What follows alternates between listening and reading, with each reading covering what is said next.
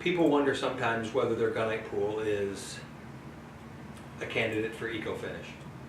Most often than not, the answer is yes. A gunite pool has to at some point be refinished. Now, there's an awful lot of pools built in low spots where you run the risk of draining the pool and popping the pool out of the ground.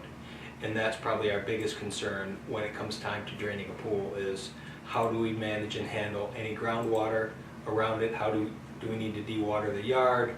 Is there a sump pump underneath that we can pump from? Is there a way of removing the water from underneath the pool? Because when you drain the water out of a swimming pool, it becomes a big boat.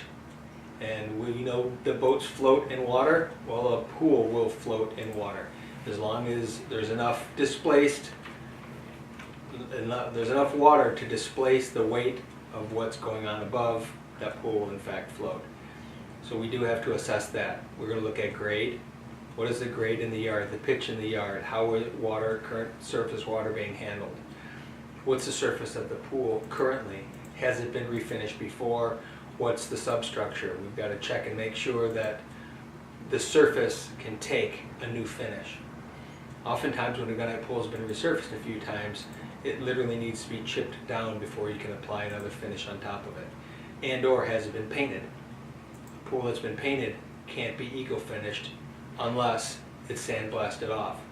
Once a pool is painted, the only way to refinish it without stripping it down is to paint it again with that same type of paint. So we have to look at those types of things to make sure that, number one, draining the pool is going to be safe.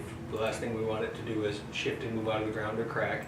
Secondly is how the structure of the pool itself, how good or poor is the structure of the pool itself.